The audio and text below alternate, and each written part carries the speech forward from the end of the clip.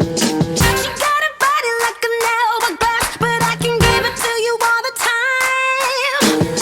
She got a booty. So I just have one question, guys. Is this real life? Like, seriously, are we going to find out in just a couple of weeks who Big A is? Oh my gosh. Hey guys, and welcome back to Kelly TV. Like, my mouth hit the floor when I saw the commercials for the Big A reveal.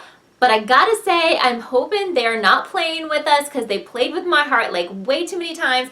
I just can't take it anymore. Like, if you let me down this time, guys, I'm gonna be like really upset.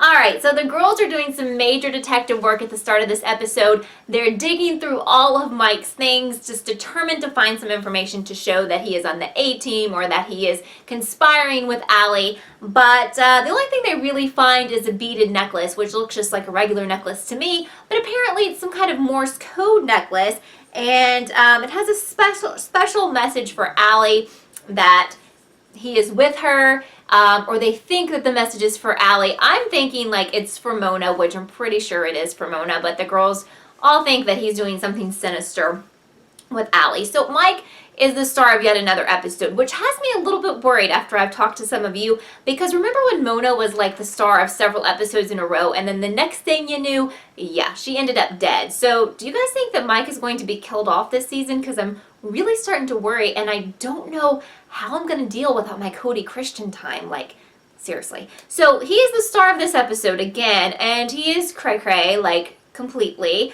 for most of it anyway. He shows up at the brew to buy 2 coffees, which he claims are for him, and Emily's not buying it. She asks him a few, like, sort of innocent questions, and he snaps at her and is super rude. So I'm kind of tired of the Mike drama, and hopefully by the end of this episode, we all realize that that should be like a closed case and we can move on to Mike being a little bit nicer. Let's hope anyway. So Toby happens to run into a Spawny date or get together or whatever, and by Spawny, I'm talking about Spencer and Johnny, and no, I do not ship them. Anyway, he does not look happy to see them together, and Johnny even says something kind of smart aleck, I guess, in Italian. I don't speak Italian, so if you know what he said, let me know. Hannah is still contemplating being a beauty queen, which Caleb finds hilarious, and we all find pretty hilarious later on in the episode, but she needs that 20K, guys. She needs to go to college, and I commend her for trying so hard to get her education paid for. So I just can't deal with Andrew and Aria, and they were still trying to get us to ship them. I know what you are doing, Marlene King, I know, but I'm not going to do it. I've told you this once, I'll tell you a billion times. I won't ship them either. So, I got a lot of comments on my last couple of videos talking about Andrew, and most of you just don't like the guy, and most of you think he looks at least 30, which I can agree with. I looked him up, and he's actually 26, but he definitely doesn't look like he belongs in high school. He happens to look older than the other actors / actresses, even though they're all kind of around the same age. But don't forget that the person who played Maya is like 36 now, so, you know, in Hollywood you can be like 40 in high school, I guess.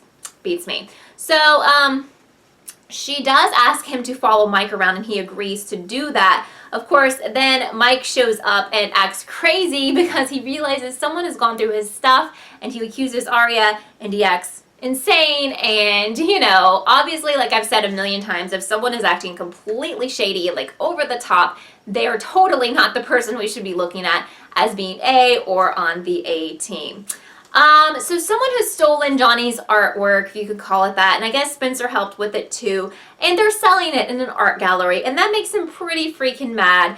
And the thing that I'm thinking is, look, you got away with the vandalism you did at Hollis. Why don't you just drop this whole fact that someone's selling your artwork? I mean, it was vandalism, let's be real here.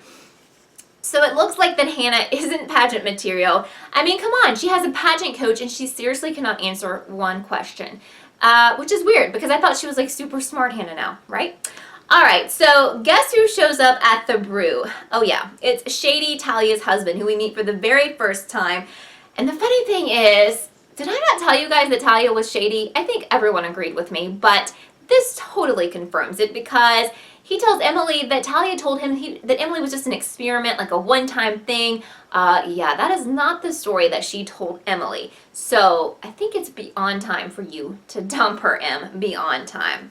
Hobbit Mike is in the forest hiding goodies into a tree, and I'm pretty sure that's a vial of blood, but Andrew totally catches him doing it this time.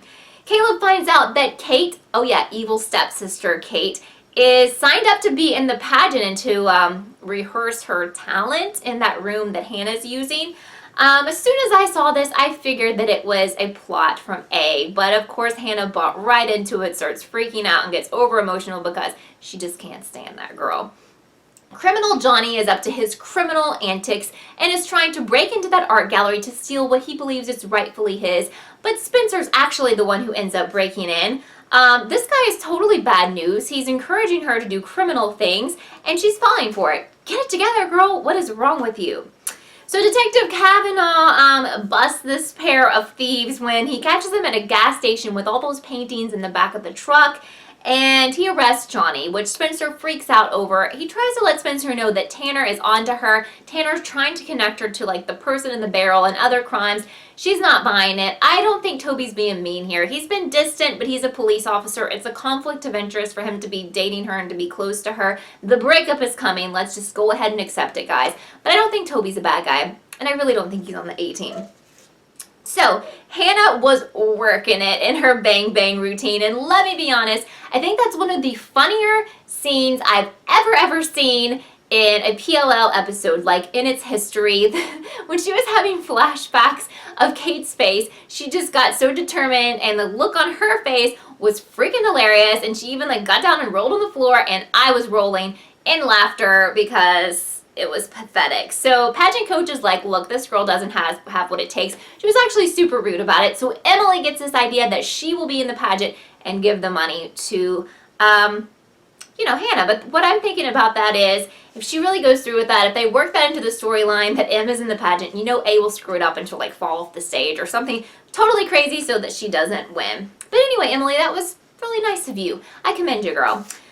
Talia is creeping again and following Emily around, and she shows up outside, and we had a serious like bye Felicia moment because Emily's like, look, you lied to me, you lied to your husband, it's over. Now the only thing I'm worried about is, will Emily stick to that, because she keeps letting people in who she really shouldn't.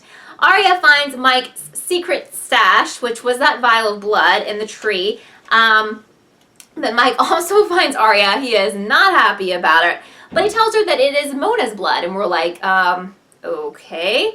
So it looks like, as I figured, that A signed Kate's name on that list. I mean, Kate's not even in the state of Pennsylvania. It was all a setup to mess with Hannah's mind, and it totally worked. Poor Hannah. I really do feel bad for you, girl. So Johnny's jail time, got him kicked out of Spencer's barn, which I'm hoping gets him kicked off the freaking show, because if I never see Johnny again, I will be so happy. But, because Spencer felt so bad for him, there was actually a spawny kiss, which made me kind of throw up a little bit, just for like a second. And I was like, this is gross, please.